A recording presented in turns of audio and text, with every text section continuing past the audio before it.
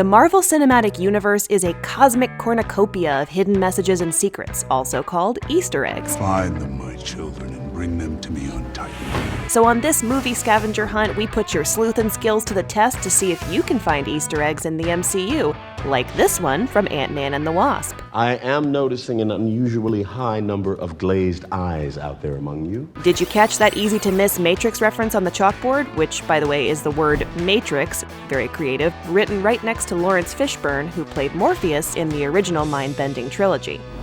Whoa. Okay, that one was a freebie.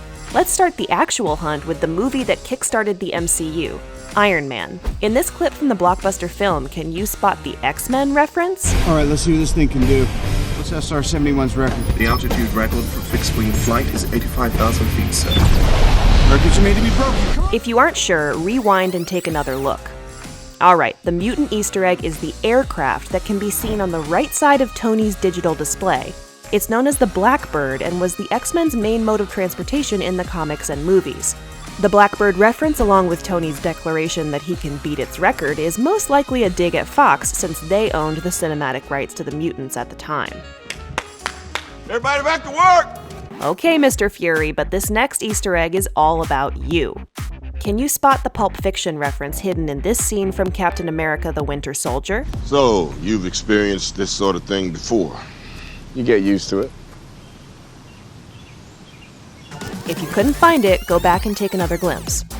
Okay, the answer is rather grave as it's hidden on Nick Fury's fake tombstone with the beginning of a Bible verse that reads, "The path of the righteous man," which you might remember from this legendary Tarantino movie moment. The path of the righteous man is beset on all sides by the iniquities of the selfish and the tyranny of evil men.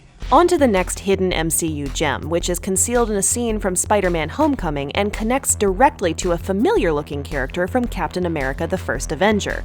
You might say that we're seeing double. Peter, you're a good kid, and you're a smart kid, so just try to keep your head straight, okay? Okay. All right, get out of here. If you couldn't find it, swing back and take another look.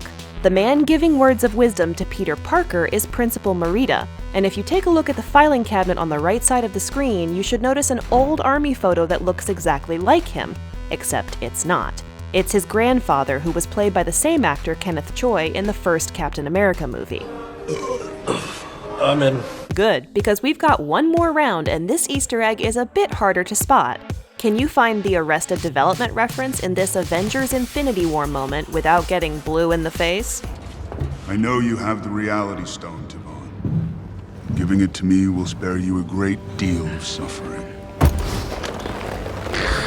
This is your last chance to take another gander.